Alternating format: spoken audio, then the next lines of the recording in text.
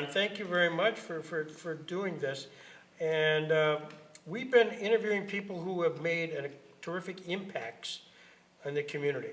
I mean, high-end people, and as you know, we've reached out to you, and you are one of those people that have meant a lot to, including myself, to others. And so I'm delighted we could get together here.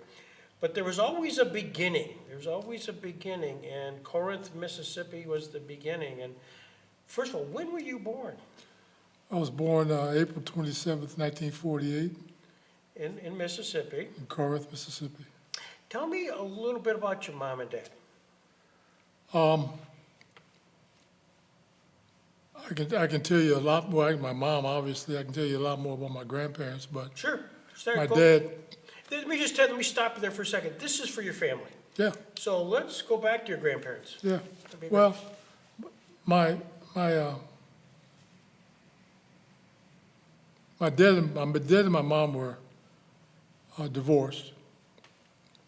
So he wasn't there when I was a lot younger, but he was around, so I knew who he was. I had grandparents on his side of the family in Memphis, Tennessee. And Memphis was maybe an hour and a half from Corinth, Mississippi, right across the state line. But on my mother's side,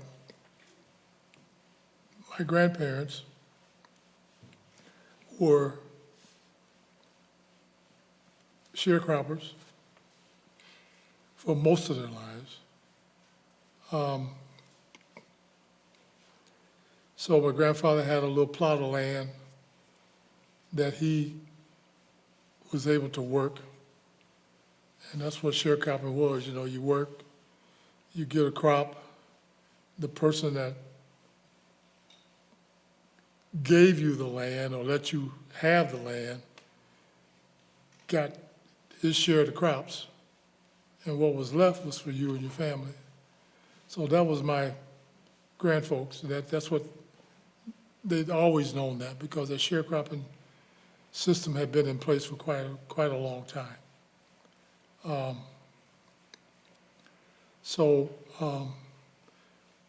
But to supplement that, because there wasn't a lot of, it wasn't much of a life sharecropping. He worked construction. He hired out as a laborer. And there was a project, I think we all learned about it in school, called the Tennessee Valley Authority, TVA. It was back in the 30s, 40s, when they built all the dams on the river. And so he was a laborer on the TVA project.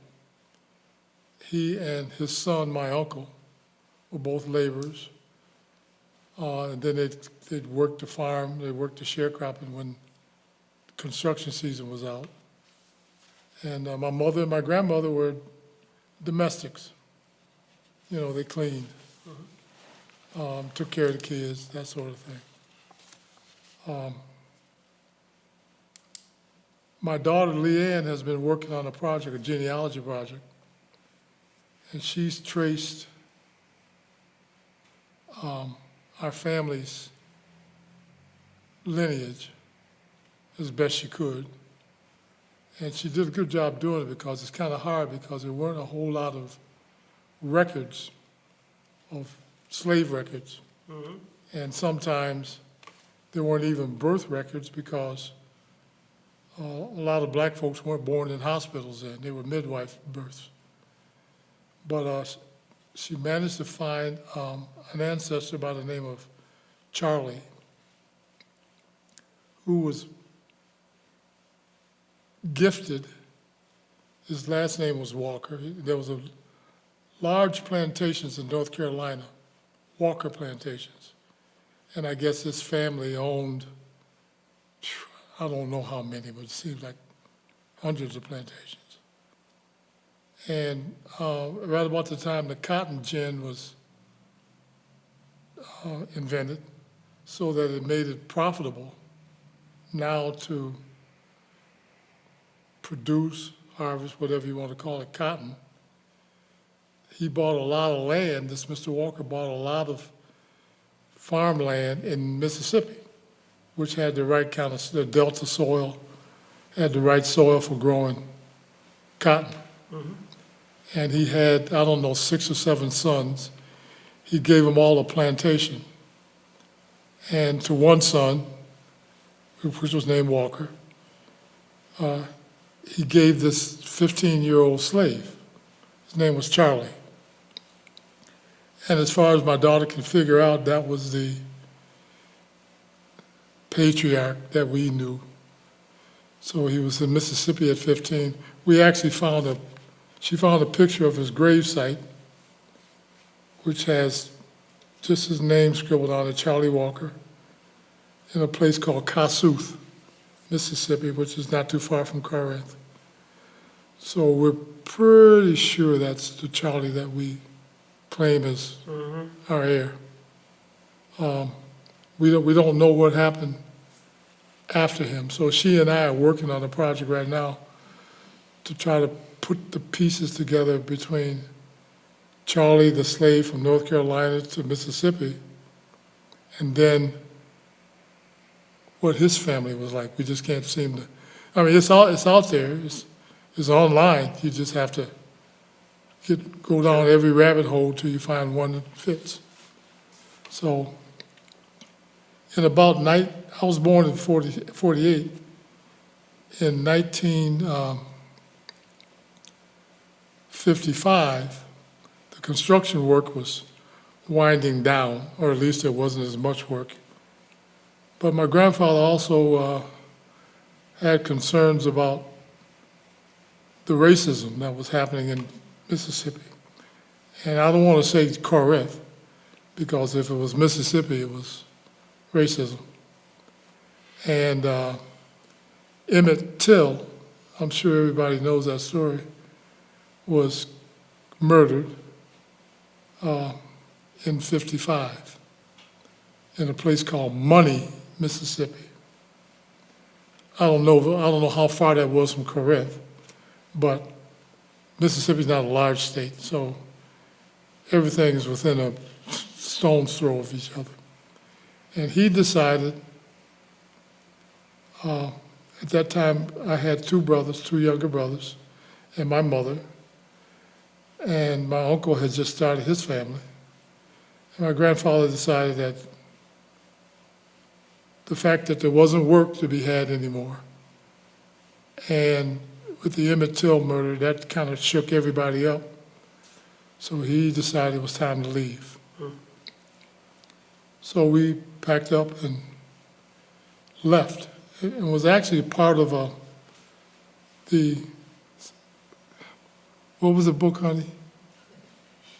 Warmth of Another Sun. The Warmth of Other Suns. Warmth of Other Suns by Isabel Wilkerson. It chronicled the migration of blacks from the South from the late 30s, maybe even probably before then, into the 40s and the 50s and the 60s. But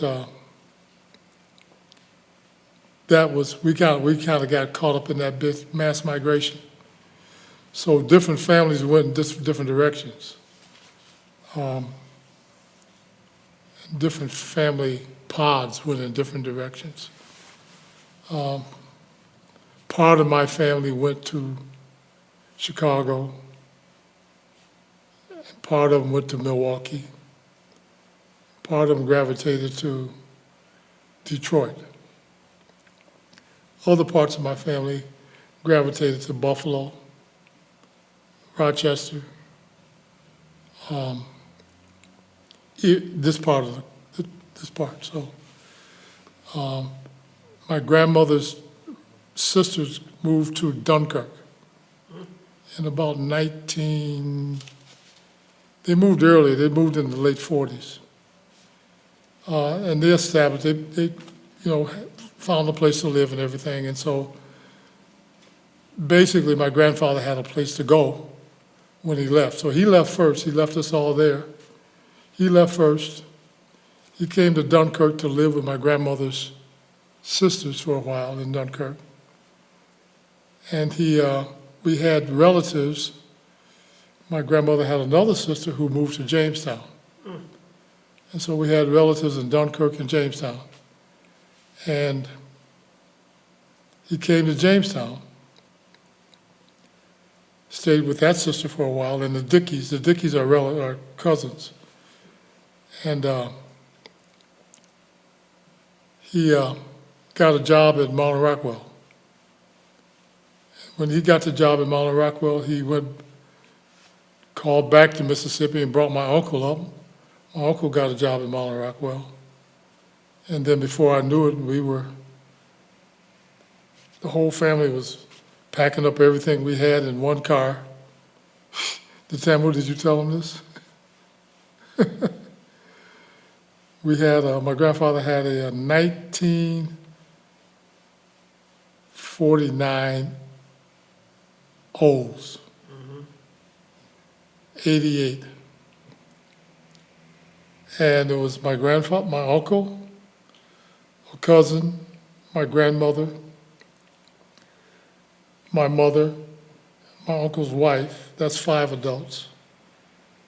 Myself, my 2 brothers, that's 8. 2 of my uncle's young kids, because he just started his family, I was 10 kids. And I think my aunt was probably nursing one of the babies at that time. 2 coon dogs, 2 sewing machines in the trunk of this car. All of us in this car. And all I remember is that we loaded it up and we drove, seems like forever, drove through the night, and the kids were asleep. We were all sleeping on top of each other. And when we got to Jamestown, all I remember is that was sunlight. And we got out of the car, it was in the morning. We got out of the car on 10th Street. Grandfather had rented a house. It was a 2-family house. He turned it into a 3-family house. And it was right next door to the Dickies. And that's where we moved in. Going back just a little bit to, you mentioned your grandmother and mother were domestics, presumably working for white people. Yep. Did they talk at all about life in Corinth, the segregation and how that impacted them at all? Was there much conversation? And I think you're going to find most black people didn't talk about it too much. Mm-hmm. They talked about it, the older ones talked about it amongst themselves because they were living it every day. Right. But they never talked about it in such a way that I heard it. Okay. I never heard my family say anything racist or bigoted. They knew where the bread was buttered. They knew who they were and what their place was. But they never said anything that disparaged white folks or anything. In fact, it used to bother me a lot after I got older and thought I knew it all.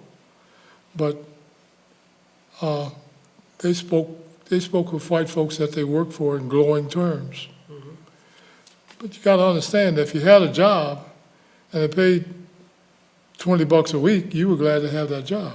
Right. So they never did. Now, I do know that amongst themselves, they would talk and they would, sort of like those ladies in that movie. What was the movie, honey? About the women from NASA. Was it The Help? No? The Help. Yeah, The Help. But they never, and the same thing with my grandfather. Yeah. He never said anything negative about white people. Talk about your schooling right there in Mississippi. You were obviously left there at age 7, so you went a couple years. Was it a segregated school you were at? It was a one-room school. Actually, we had moved from Mississippi when I was about 3 to Paducah, Kentucky. And I started going to a one-room school, one teacher, and the kids that were in the sixth grade students graduated to become teachers.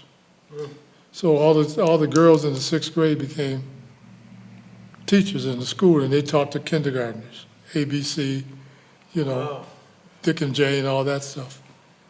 And the school was located on the campus of a vocational college in Paducah. So we would go there to get free haircuts, stuff like It that. worked. But that was sixth grades. That's where I started school. So then then at some point, did you leave from Kentucky to come up here? or did- Yes. Okay. So you get here in 1955 and enter the school system. Do you remember, any memories of that? Oh, yes. Yeah. Oh, yeah. When we left Kentucky, I had been promoted in that integrated, segregated system. I had been promoted to, I was 7, I had been promoted to the 5th grade. No, I had been promoted to the 6th grade. And when we got to Jamestown, started school at Love School, because you could see Love School from 10th Street. Started Love School, and they took me to the school to register me in the school, and they asked my mom what grade I was in. She said, well, he's in the 6th grade. Well, the principals decided that, well, we can't put him in the 6th grade. And this was about the middle of September, so school had just started.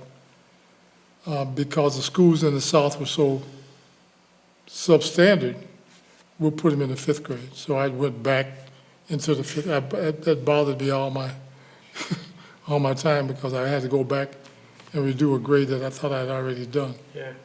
But my first teacher was Anna Mae Cole at Low School. And the principal there was Eugene Mitchell. Their pictures are still hanging in the school right now. And so, but from that point on, those were the first white people that I ever spoke a word to, ever.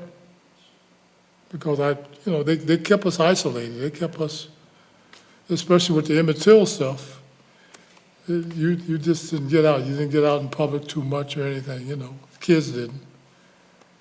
And so those people were the first whites that I had any kind of interaction with. And then there were the kids that I went to school with. Yeah. What was the reaction, what was your reaction to all of this? You're like, wow, students you're sitting next to are white. Did you go back to mom and say, any reaction? You know something? No.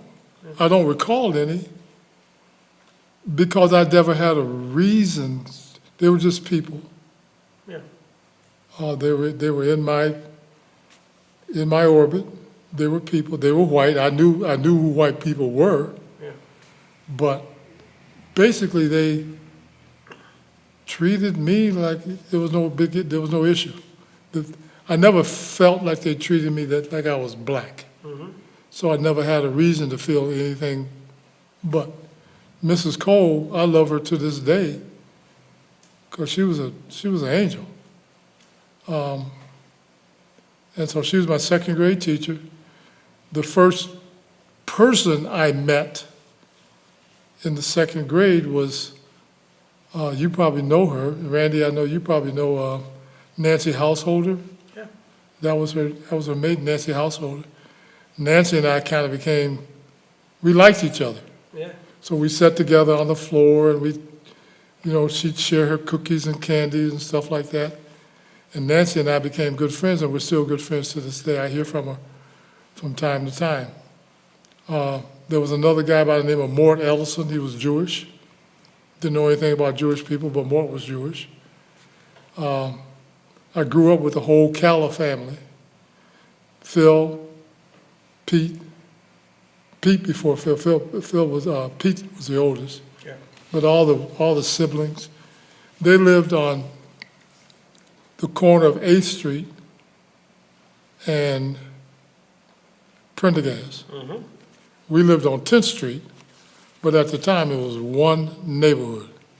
So we played together. So when I was either at the Callas and Mrs. Callas was cooking, making cookies or cooking something, we were eating at the Callas house, or Phil and Pete were down on 10th Street at my house eating at my mother's house.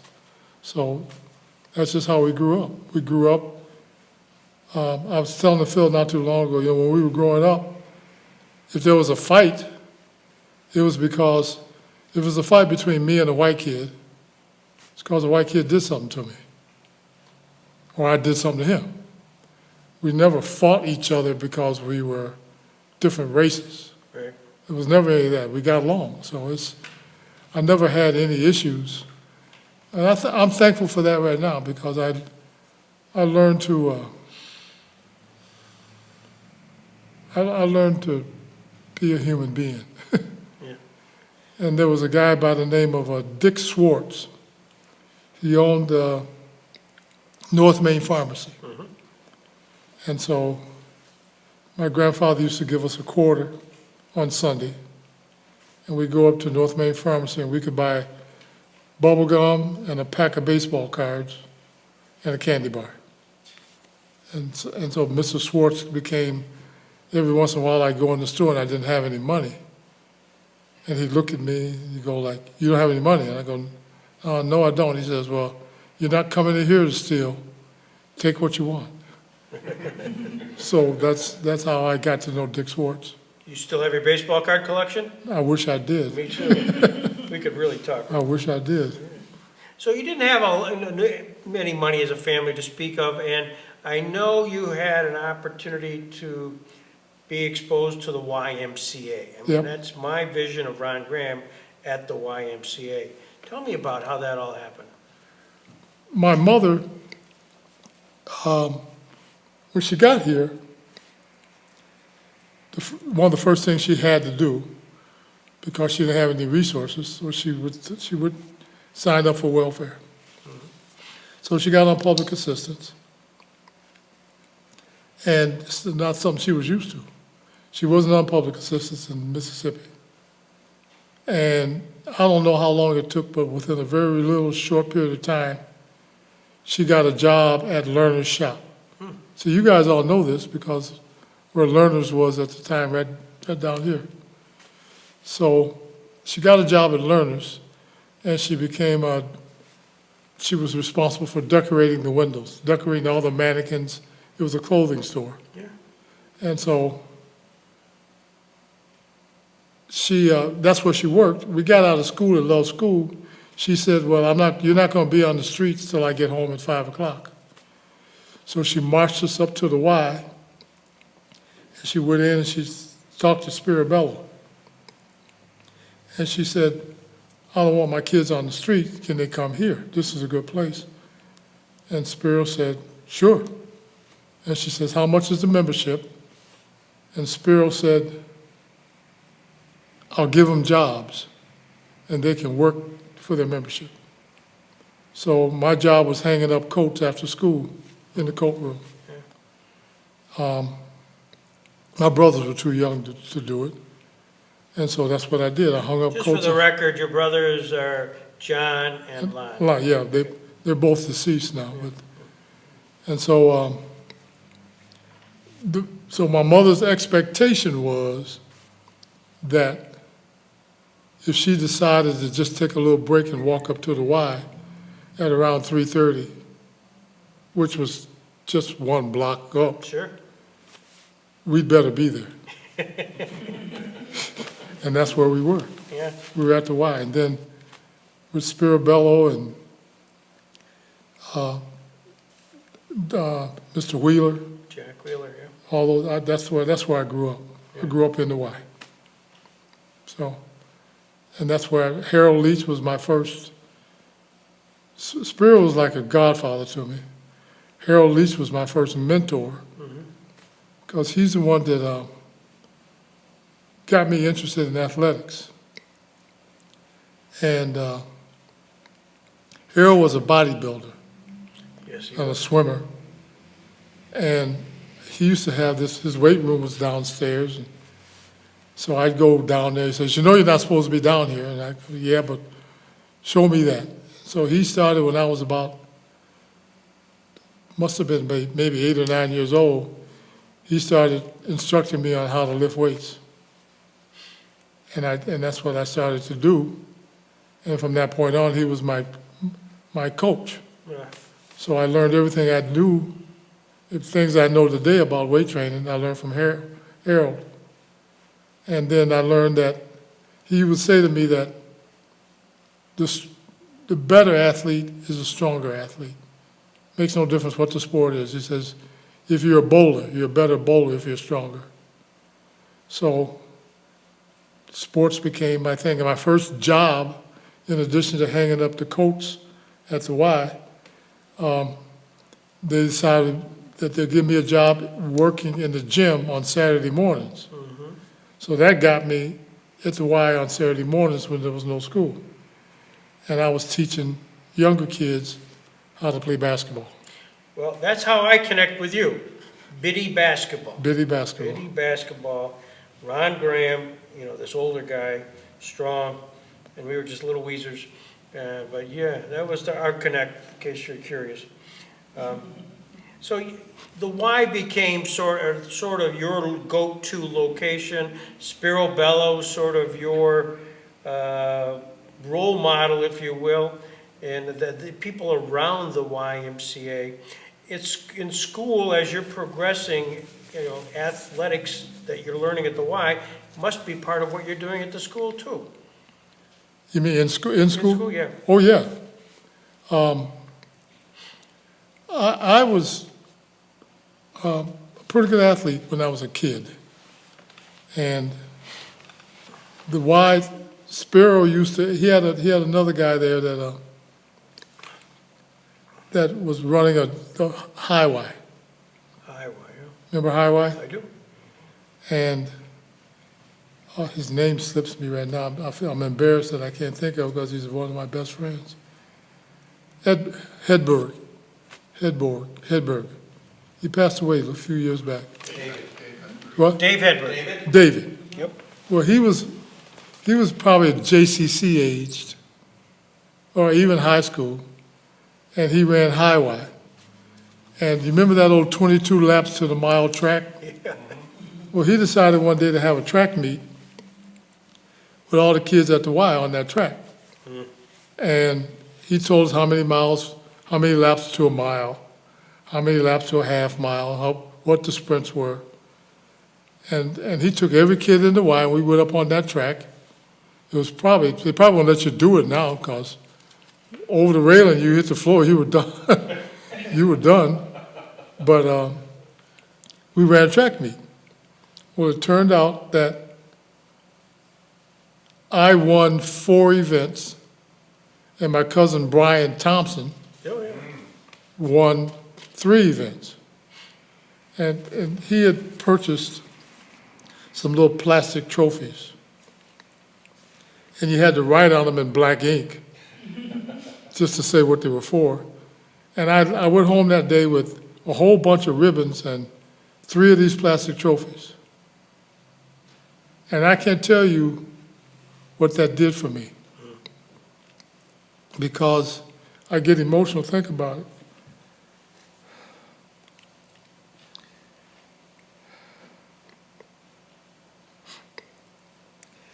Because here I am with these ribbons and these trophies, and every kid in the Y was carried away with me.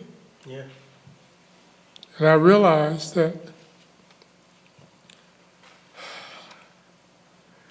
I had something special that they didn't, and it made me feel good. So sports was my life from that point on. Yeah. Excuse me, I'm sorry. Not at all. So as part of that sports, you find yourself at the high school, and guys like Terry Ransbury become part of your world as well. Yes, Now Como Tane and Terry Ransbury. Como Tane was the phys ed instructor at Washington. And that's where I went to junior high school after I finished with after we got out of sixth grade, I went to Washington. And at that time, the phys ed teachers coached every sport. They coached football, basketball, and track. And I played all three. And Como Tane became one of my mentors. And then one day I was at track practice, and I met this man, Terry Ransberry, came down there because he was a coach. He was a track coach at the high school. And he would come down and see what junior high school kids were running. And he came down, he had heard about Brian and I. And he come down, he watched us run a track meet, and Brian and I won every event. And he said, you gonna be at the high school next year? I said, yes, sir. He says, make sure you're out for the track team. It's the first time I met him. Didn't see him again until it was track season next year at the high school. In fact, I actually saw him at the beginning of football season. And he said, what are you doing out here? I had already got my equipment, my pads and everything. He says, what are you doing with that stuff? I said, Coach, I've been playing football ever since I've been in school. I want to play football at Wash. He looked at me and says, no, you're not. What do you mean I can't? You're not going to let me play football? He said, nope. Because at the time I weighed about 142 pounds. And he had decided that he wasn't going to have people breaking up my bones so I couldn't be eligible for track. He was going to make sure I was okay to run track. He says, you're too little. So I didn't argue with him. That's the whole thing about those guys at that time. They commanded such respect, for me anyway. You didn't argue with them. I looked up to him. So come track season, I showed up, he says, they just added a new event this year in Western New York. They just added an event they call the 120-yard high hurdles. Now they're called the 110-meter hurdles. He says, you're going to run them. I said, I don't know anything about hurdling. He showed me, he said, that's it right there, and you have to jump over 10 of them. And I said, I don't know anything about it, Coach. Let me just sprint. He says, you're running the hurdles. So he came up to me one day at practice, and he took a book out of his pocket, and the title of the book was How to Run the High Hurdles. He gave me the book, and he says, read it. And I'm proud to say, my daughter tell you, I'm a hurdle coach today because of that book. Because I read it and I learned the hurdles. I taught myself to hurdle.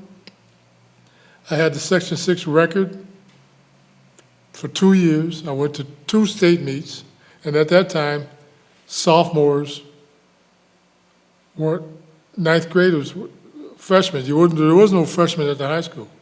So it was 10th, 11th, and 12th grade.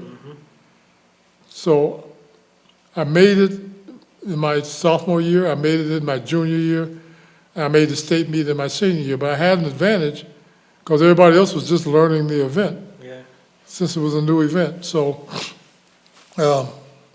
but Terry became probably one of my strongest men. All my coaches were mentors. I guess that's why I ended up wanting to be a coach. But all my coaches were mentors. So, and then Dutch Leonard and Joe Torrey were the basketball coaches. So come basketball season, I played basketball and here again, I mean, there were black kids and white kids on the team, but all the white kids are kids that I went to school with at Washington, you know, Tommy Irvin, John Bloomquist, all those guys. So we all grew up playing street ball together.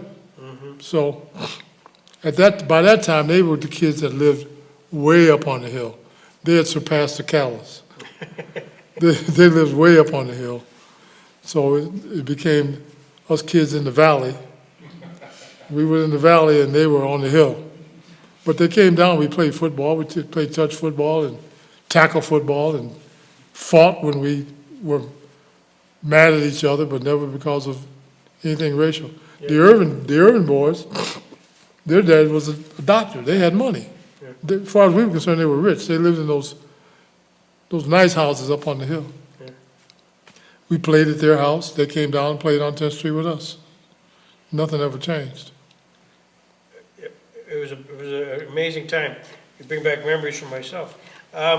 So then, high school, you do incredibly well basketball, certainly incredibly well in track.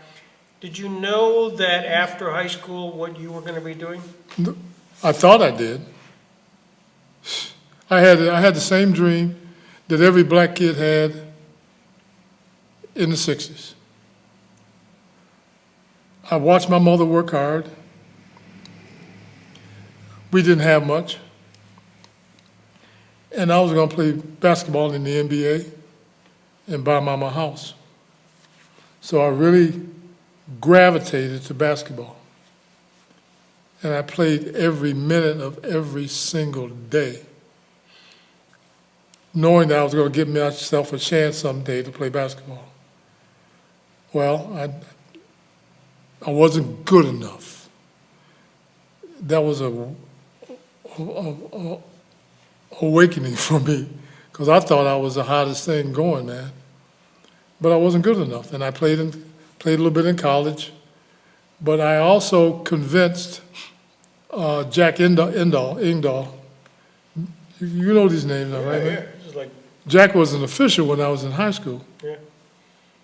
And I was begging so much to get a tryout with a pro team. And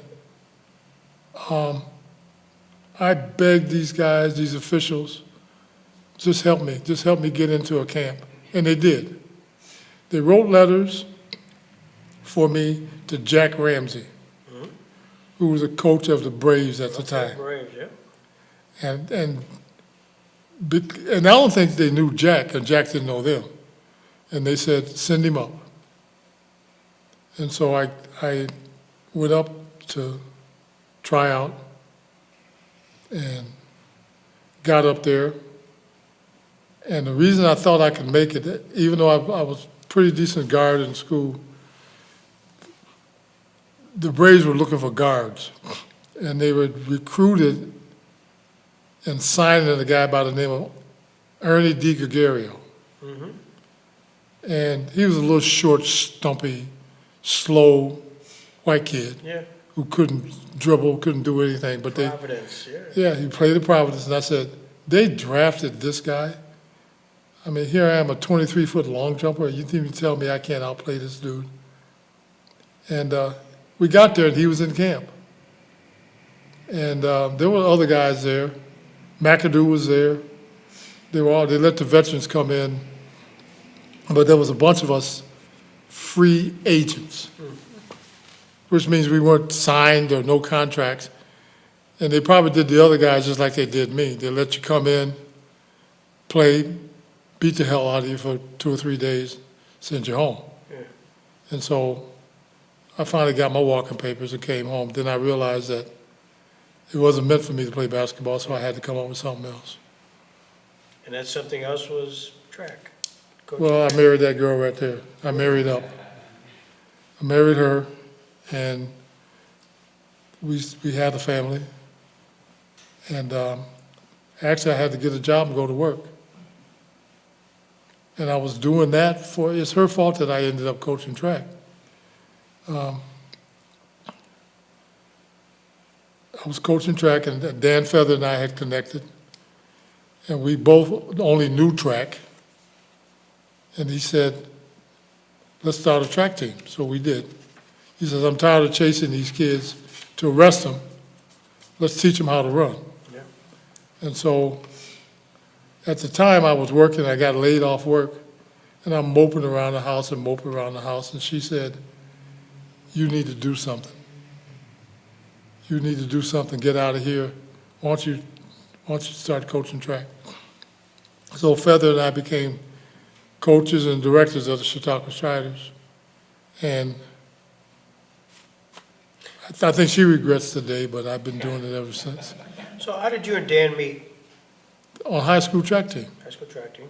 He was, Was he a long runner, long distance? yeah, Dan was the best athlete I'd ever seen. Dan did everything. He ran long distance. He threw the javelin. He did every event that you could do. He and I ended up at JCC, and George Batidas came to us and said, how would you guys like to have a track team? There was no track team at JCC. Mm-hmm. We looked at each other, yeah, let's do it. At the time, the region, because JCC was a member of Region 3, if the school was a member of the region, you could enter a team in any sport. Formerly, JCC had a basketball team, and I played. But there was also a track meet. He says, well, I can put you guys in the region track meet. So Dan and I said, let's do it. So he put us in the region meet, and we went up to Sweet Home High School. Dan ran 6 events. I ran 5. We won them all, and we finished second as a team. But Dan, that was my introduction to that. We ran track together in high school the whole time. So then you formed the Chautauqua Striders Summer Track and Field Development Program. What was the goal? Get kids off the street. Yeah. Because that was largely due to Dan, because he's a police officer. Mm-hmm. And he would say, every night I'm chasing these kids because they broke a window or they did something or they're in trouble some way. He says, we got to find a way to occupy them. And so we said, fine, track is good for that, and that's what we did. But we had to meet the kids where they were. So the lure was, well, we're going to take you to Buffalo for a track meet. Well, kids down in the hood had never been to any place. Those kids never been to a track meet. They never been on a coach Greyhound type bus. First time we put them on a bus, they were like, wow, and so we knew what we were doing. We were exposing them to a whole different, and at the same time, they were beginning to meet other kids outside their environment who were doing good things, running track and doing things. And so that's why we started. It was basically to give them something to do, keep them out of trouble, get them off the street. Where did you practice? Was it Washington? Washington Junior High School. Yeah, that's what I remember that. Yep. And you were the executive director / coach from 79 to 90. And there were several athletes, but one of them actually got to a Division I, and she actually became extraordinary accomplishment. Karen Bakewell. Yeah. Talk to me about Karen a little bit. She's in the Sports Hall of Fame, like you are.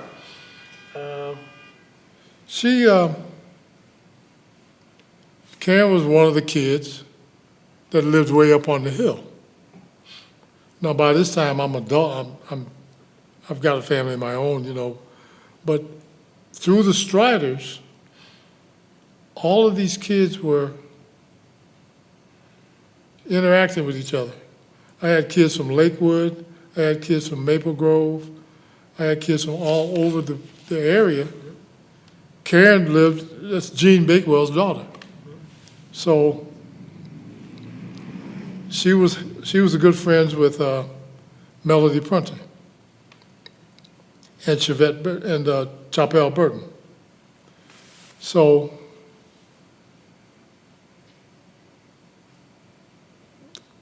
we were up there running, practicing one day, and this little skinny white girl came up, and she wanted to run. And she outran everybody. She outran Melody. She was running faster than some of the guys. And then I realized what I was looking at, and from that point on, man, she was special. Just special. Just that kind of an athlete. I was lucky to be able to say I coached her for a little while. And as I recall, her highest achievement, she won the, was it the NCAA? She won the NCAA Division I 800 meters. I don't know, Randy, I don't know if you've ever had, with the Hall of Fame, I don't know if there's ever been a Division I All-American from Jamestown. Do you know of any? I'm thinking right now. Yeah, it's unbelievable, yeah. In track and field, you're talking In about? any Or sport. In any sport. Football, basketball, Shane, Cotton. yes. See, and I forget too. Shane would be one, and there are others, obviously, but she was the first. Yeah, sure. And so she's just a special girl. And we're friends now. We text each other from time to time. And when she gets home, obviously when she comes home, she's looking for the kids she grew up with. And so they get together once in a while. We take a group photo, and that's it. See, but during this time period, what I find, you've accomplished so much, but the thing that to me stands out the most is Strider Field. And I know it's not a singular event, one person, but there's a mixed master and all that. I mean, you had a group of people, but you were the energy. How did you contemplate such a big project as a track? I mean, most of us were used to Jefferson, I was a Jefferson guy, cinder tracks. I mean, it was just kind of. By this time, on the old Washington track, this is the early 80s. By this time, Bakewell had become an All-American. Melody Prunty had won 3 or 4 national youth titles. Ray Hodnett, just a whole slew of kids had already won national titles. Well, what would happen is when we get on our bus or even on a plane and go someplace, we'd get off at the university or XYZ or this high school or that high school, and they had these, do something with that, Ed. They had these beautiful facilities. And my kids go, wow, that's what we're racing on?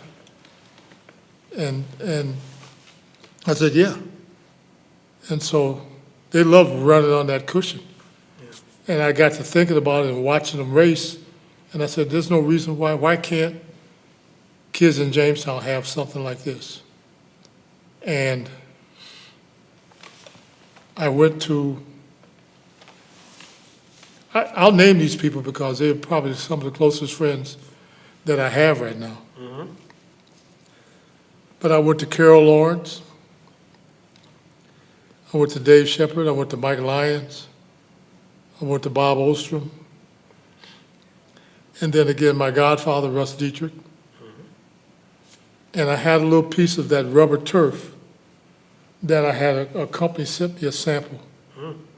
And I got them all in a room, and I showed them a picture of a track, and I said, I want you to help me do one of 2 things.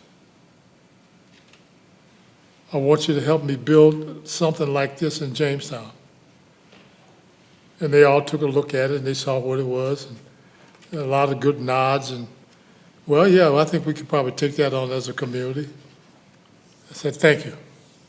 And then Carol says, what was the other thing? And with all the seriousness I could muster up, because I was dead serious, I said, if this community won't build this facility for the kids in this community, then you're going to buy us a bus. And we're going to go to every track meet all over the country till that bus wears out. And they all said, we're not buying any damn bus.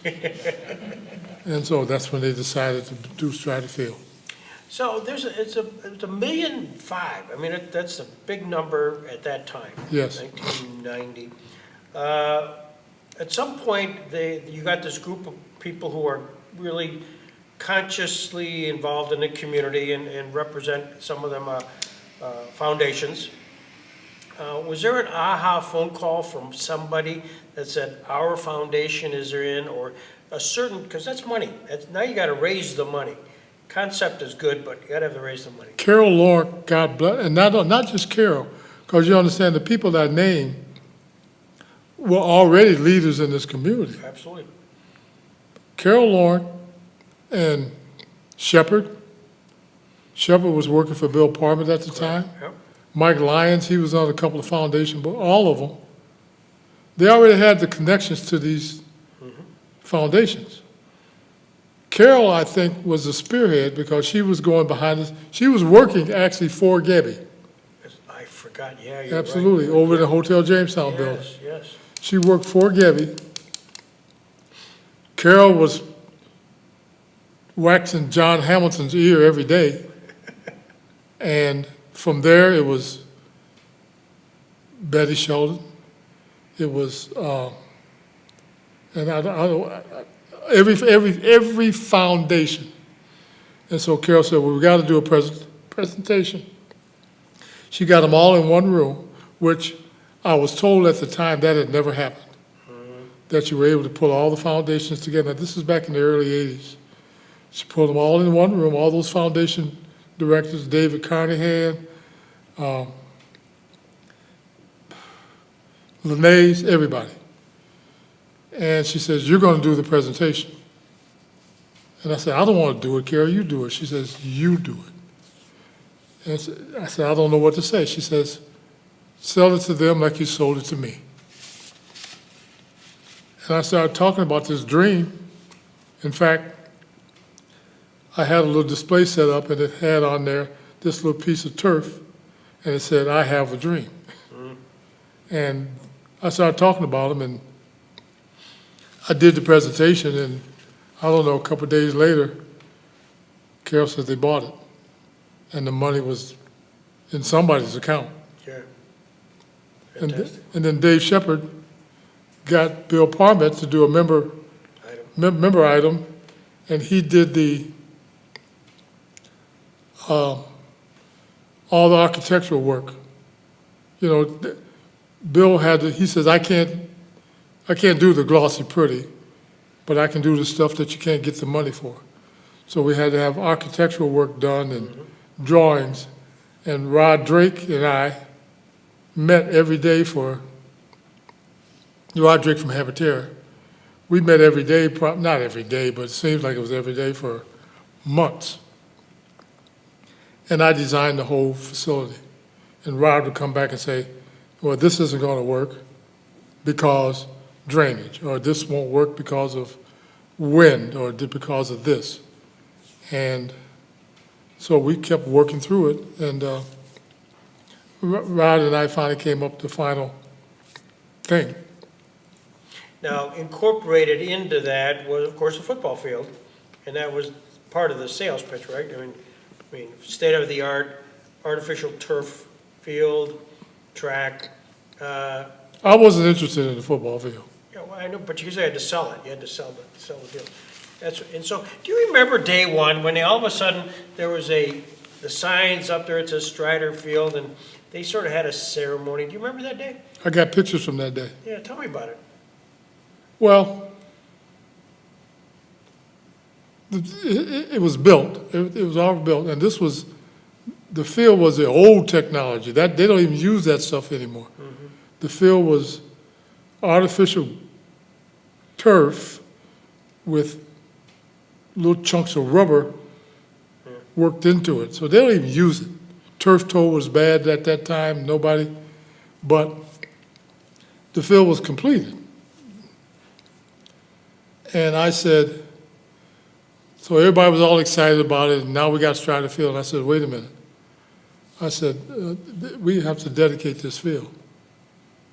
And I got some strange looks. I said, yeah, we have to dedicate this field. And I want it done. And everybody at that point, people were still looking to me because it was like, what's your project, Ron? What do you want to do? How do you want to dedicate it? And I said, I want to dedicate it to the community. And I want my pastor to do the invocation on this field, to pray for this field. And I want a certain thing inscribed on it. And at the time, my pastor was Eldon Johnson at Zion. And I asked Eldon, would he please speak to this prayer that I had and this dream that I had. And he did. Beautiful prayer. I remember there was a couple of people that didn't like that idea because everybody was so hung up on separation of church and state, and we had state money in it. It was at the public school site, and state money. It was on school property, and da. And I won't say who they were, but there were others coming at me about you can't do that, you can't do that. And I said that I don't want any part to do with it. I said I've been praying for this for 5 years. I'm going to give it to the community, or I don't want nothing to do with it. So I still had enough rank to pull rank. And so, but you know, and that's basically what happened that day. And then from that point on, we used it like we were supposed to use it. Yeah. You've had a philosophy, and this was written up, and this is an article that they talked about you in Washington, D.C., showing an apprenticeship model at a youth symposium. I'm going to read this. During the program, he listened as a speaker talked about the importance of saving America's youth. The story the man told has stuck with Graham, reminding him of a time 41 years ago when a man named Bello came to his aid. The story went like this. It seems a man was walking along a beach when the tide was out. As he walked, he discovered many starfish that had been washed up on shore. Realizing they were going to die, the man began throwing as many back into the ocean as he could. As he worked, he was approached by another man. Why are you doing it? The newcomer asked, you can't save them all. The man picked up another starfish, tossed it into the ocean, and turned to his companion and said, well, it matters to that one. Talk to me about that. How'd that grab you, that story?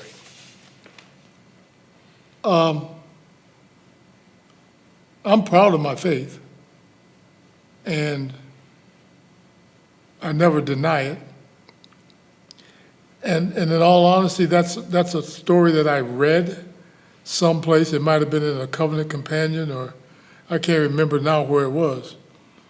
But isn't something that I read that made sense. That it matters to the one that you throw back. And so, just like I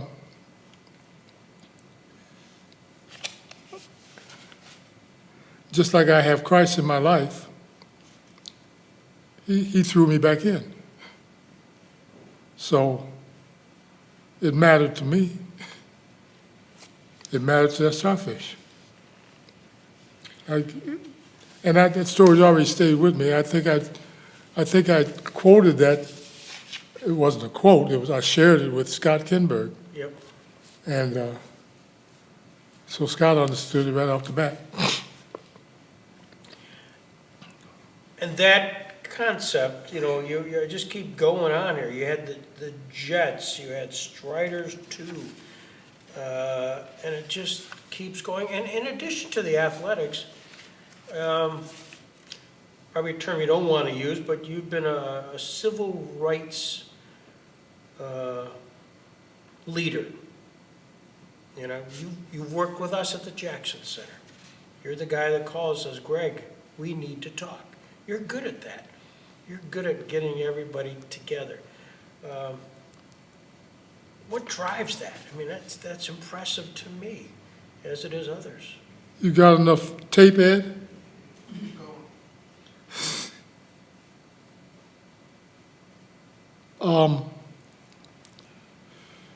the struggle for human rights and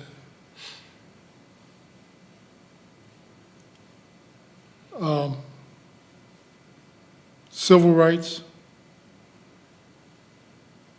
is something that I can't get away from. Every day when I wake up, I don't care where I'm at. It's my reality. I don't expect other people to understand it. There are times when I think people wish that I was talking about something else, or that I wasn't paying so much attention to things that I see and hear. But I can't divorce myself from my reality, that I wasn't intended to make it. I wasn't supposed to be able to make it. So every opportunity I have to make it, I had to take advantage of it. And so I guess maybe what it's been is it's been my reality, but I need to let you try to understand. It's not your reality, but you need to try to understand what that reality is. I'm not asking anybody to be anti-racist or to feel a certain way or to do a certain thing. I'm not asking anybody to do that. I'm just asking people to understand my reality. And so that's been what drove it. When I was 15 years old, I should have been someplace playing basketball. I'm sorry, I was about 18. Dr. George Long, do you remember that? I do. Okay. George Long was involved in a local movement here around the local NAACP. And I was an activist at 18 in the local NAACP. Now, I don't mind saying this now because I look back at it. So I'll make a confession. The issue back then was for us on the north side was abandoned property. Rat-infested, landlord-vacated, abandoned property. And us kids, we were just all up in arms about the fact that we couldn't get the city or anybody to do anything about it. And little kids were playing in these vacant lots. And we used to go over there with our 22s and BB guns and shoot rats. And we couldn't get anybody to do anything about it. We did our little march thing. We did our little this thing about housing. And nothing ever happened. And then one day, 3 or 4 houses burned down. They weren't there anymore.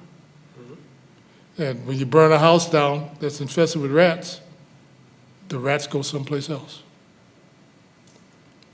So I know who did it, but I'll never tell. But that was a level of activism. You know, I went to the first, my parents wouldn't let me go to the March on Washington. No way, you're not going. I wanted to go. There was a group that was leaving here, but there was no way my mother was going to let me go. But not too long after that, after I got to JCC, there was an anti-war mobilization that all the college kids in the area were doing. And so I went, and we went to Washington, D.C., and I actually spent a night sleeping on the lawn of the Pentagon. And I can remember this was the Vietnam War now. Yep.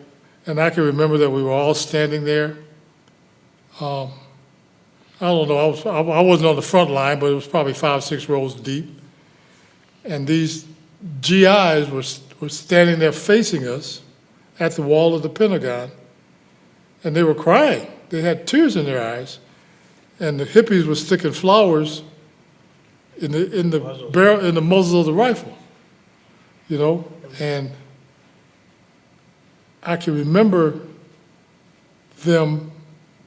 I can just remember the whole, just being there, that being a part of that whole thing, and protesting that war. And actually, that's where I kind of screwed up, because I think I spent more quality time fighting for something than I did coaching kids. And that was always a battle for me. So I'm not ashamed of it, but there was always a battle for me to fight, and that's what I was doing. So, Were you drafted? nope. No. You want that one? Sure. So I remember my draft number. Should I tell this story, Helen? You don't care. Yeah, it's your story. I'm kind of proud of it. My daughter had just been born. I was a student at Baldwin Wallace College in Berea, Ohio. I was married to my first wife, her mom at the time. And because I was such a hellraiser when I was in high school, I forget the lady's name. I can see it now because it was stamped on everything. But the lady that was in charge of the draft board, look at your draft card, her name is stamped on there. The lady that was in charge of it, we had bad words one day. And I just knew that she wanted to draft me. So I'm in college. I get a draft notice from the draft board. Now, they know I'm in college. I can't understand why they want to draft me. I'm in college, I'm married, I got a child. We want you drafted. You're coming in for induction. Greetings. Greetings. Well, at the time, all the hippies on campus, they had already put together all these elaborate ways of how to avoid the draft. They said, well, as soon as you get the notice in the mail, because at that time everything was snail mail, wasn't electronic, write a letter to your draft board telling them that you would only accept induction in Cleveland, or you want to accept induction in Cleveland because you had a family here.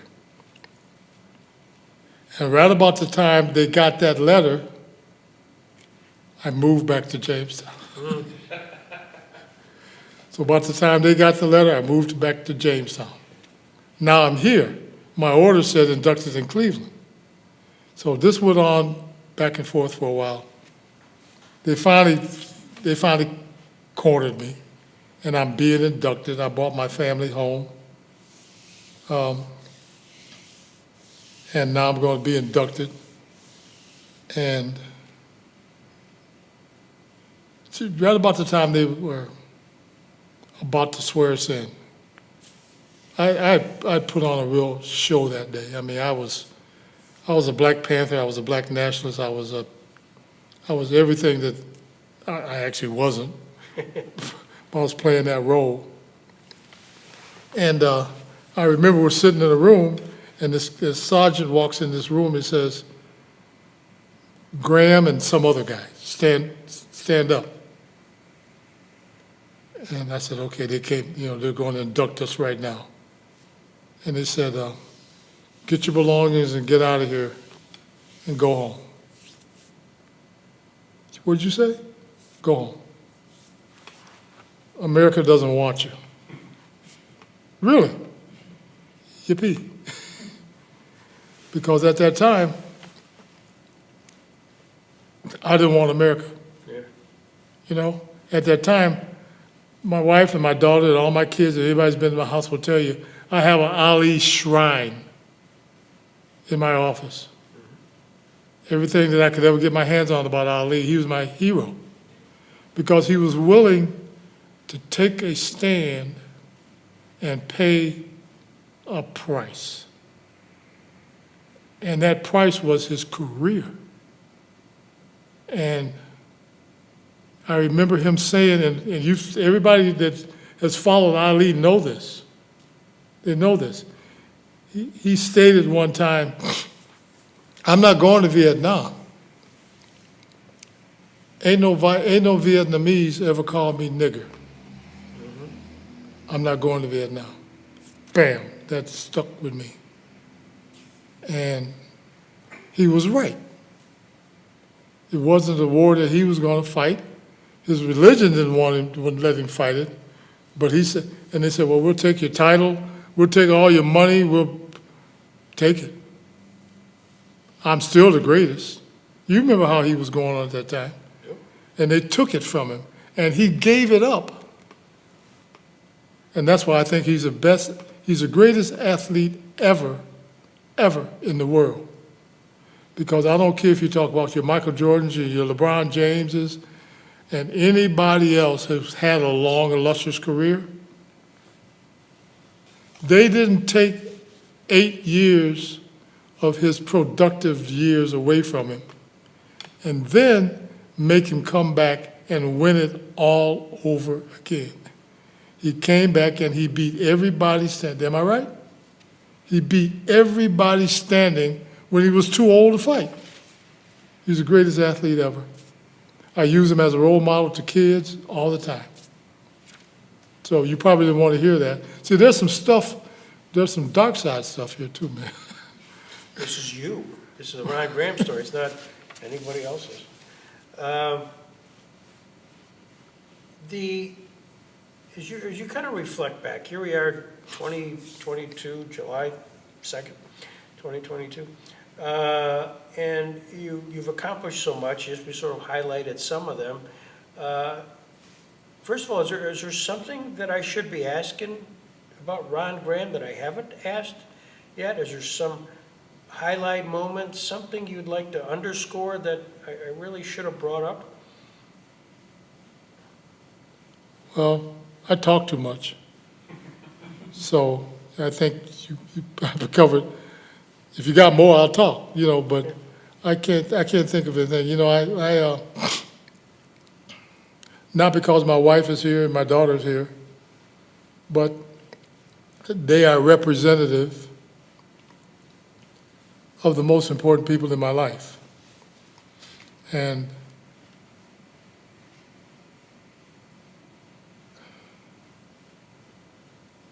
that's all I can say. They're representatives of the most important people in my life. I have 8 grandkids, 5 children, and that lady right there, and I've got a great life. So I got no complaints, man. There's nothing for me to complain about. Scott Kimberg said that you said, I've been blessed. This is my way of giving it back, of serving. There's something called servant leadership, and I aspire to that. Well, that's Jesus Christ. Christ came as the ultimate servant. And that's my example. So you lead by serving. When he washed the feet of the disciples,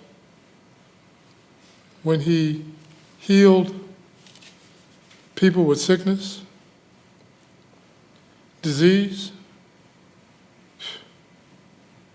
when he climbed on the cross and died, he was serving me.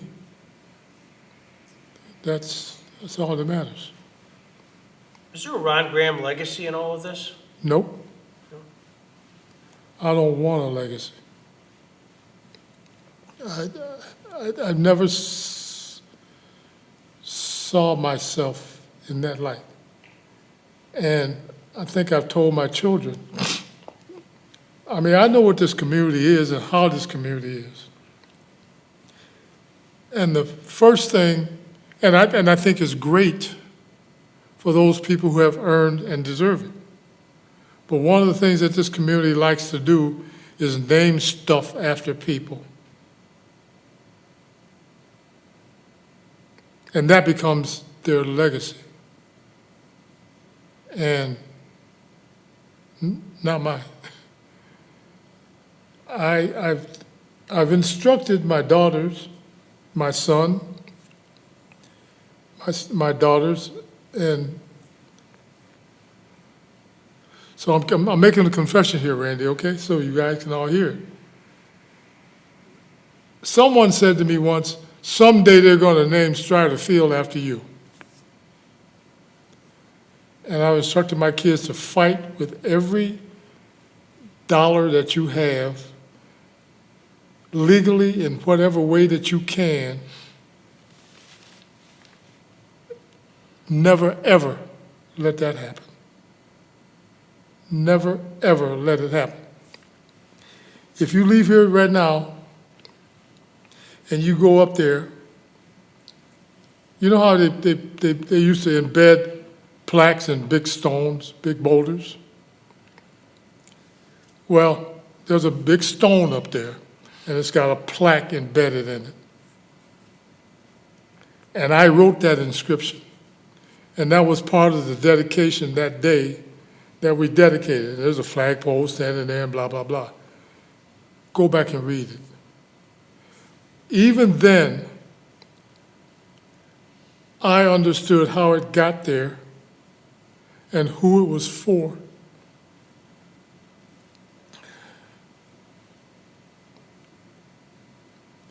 It was for kids in this community. It was for old people to go up there and walk around.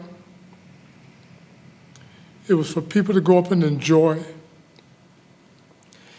It was for people to go watch their local football team play. It has never, ever been about me. And I wrote that with the intent that anybody that ever read it would know why I wrote it. Now, there's been 3 or 4 individuals since then. There's been movements. Well, let's name the field so-and-so. Let's name it Wally Hucknall Field. Let's name it Lou Deppers Field. Let's call it Ya Field. Wally, you know. And I was asked once by a member, how do you feel about that? That they want to name it after somebody else. And I said, I could care less. It has no impact. If that's what they need to feel valued, put their name on it. I don't care. Scott Kinberg, Rod Drake, that group of people that I named to you earlier, those kids that I was coaching, they know how it got there. Doesn't matter after that. So when you say somebody said that to me more than once about my legacy, I just don't want it. I hope my wife and my family never allows that to happen. Because if I'm gone, I'm gone. I mean, here I sit with cancer now. If I'm gone, I'm gone. That's fine. But I don't ever want that to be my legacy. And for that matter, anything, man. But I lived here. This place was good for me as a kid to grow up in. I never went to jail. I never was hungry. I never had trouble or anything. That's enough, man. In fact, for a black dude, I beat the odds. So I'm cool with that, man. I'm sorry. You shouldn't ask me this stuff, man. I've had too damn much time to think about it. Wonderful. I pause and every once in a while reflect on circumstances of events.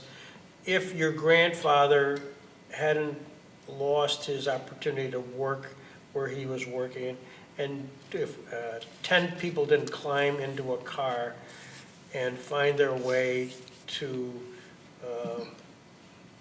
Jamestown, New York, you know, how much Jamestown, would have been worse for the wear without having a Ron Graham here.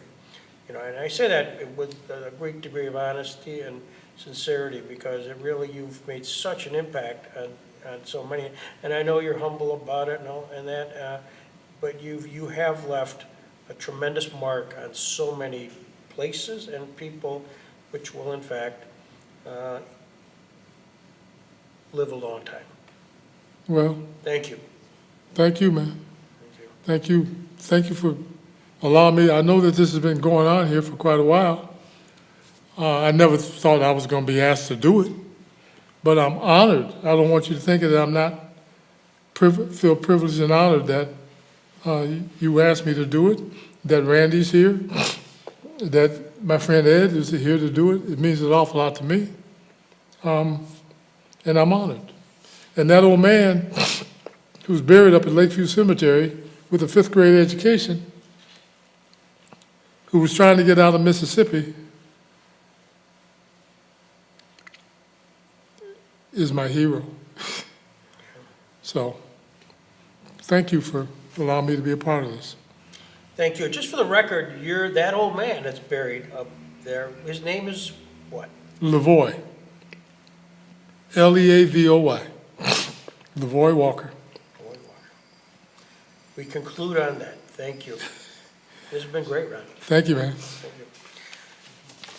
Any questions you want to have? No, sir? Yeah?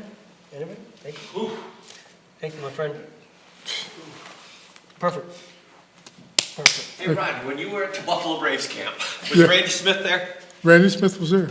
I thought so. Yeah. Because you He guys didn't were all play. there? He didn't play Why? because they weren't. He didn't have to play. It was a camp. It was a It was a tryout camp. trial camp. He didn't Yeah. have to try out. There were a lot of guys. Dave Wohl Yeah. was there. There were a lot of guys that weren't playing. McAdoo played. And I remember him draining about 6 or 7 3-point shots. But Randy was there. See, I watched Randy play in college too. Exactly, at Buff State. Yeah. Yeah. And so, here's what happened. I'll tell you when I realized that I was in the wrong place.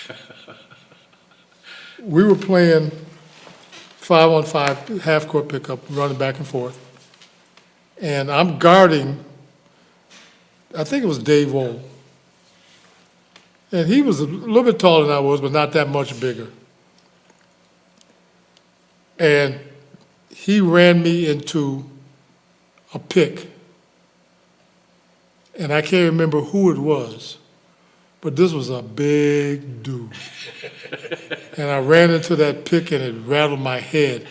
And I hit the floor, and I knew immediately that everybody was looking at me. And I got up and tried to shake it off, and I'm playing tough. And when we finished that set, I went over and got my bag and my shoes and said, see you. They offered me a contract. I was not a bad ball player. They offered me a contract in the Eastern League, which was a semi-pro league. But I had one of the guys tell me, he says, man, don't do that. He says, it's semi-pro basketball. Everybody over there is trying to get into the NBA, and they kill each other. If you can get out of there after a season without a broken jaw, It's true. I mean, that was brutal. that's right. If you can get out of there without a broken jaw, he says, and I got a growing family at that time, and I go like, no, my fantasy is over. I got to do something else. So But- I was gonna tell, the only dispute I have with anything that Ron said was at Washington Junior High School, when you said you were little and 142 pounds, I was in 7th grade. That was a man. That was a man in 9th grade. He was the biggest, strongest guy I've ever seen. And I don't want to hear nothing about 142 pounds and a weakling and all Yeah, that. but I garbage. had You guys- were a man. I had guys like Jumbo Stockwell and those kind of guys, Yeah. Dan Luciano and Yeah, I know. all those guys, man, there was some rough customers. I remember Como Tane. Yeah. We were scrimmaging, and it was cold. And I didn't want to be out there anyway. And it was freezing cold, and Como called a huddle and called my number and sent me right straight up the middle on a fullback draw or something like that. and I ran into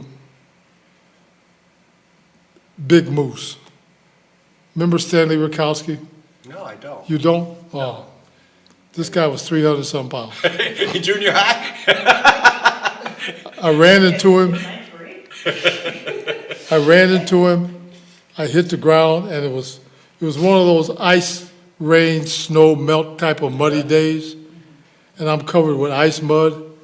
And I got up, and I started walking toward the school, and Como says, "Where are you going?" And I said, I took my shoulder pads off. I threw the helmet down, the shoulder pads down, and I said, I quit. I walked in the gym, and I heard a basketball. And I walked in the gym, and I walked around the corner to see who was in the gym. Dick Cole. Oh, yeah. And from that day on, it was me and basketball. I said, you mean I can play in here? Where's the And wharf? and Dick and I became good friends from that point on. Yeah, right. All right. Well, thank you, Ron. I enjoyed this very much. Well, thank you, Randy. Okay. Thank you, man. See you Thanks soon, for all the Pete. work you do at the hall. That's all right, man. We're proud of you. You know that. Thank you, brother. Okay. All right, Randy, thanks so much for coming. Thanks, guys. Yep, see you, Randy. You're the man. Thank you. I don't know, ask my wife if I'm the man. Well, she'll talk later.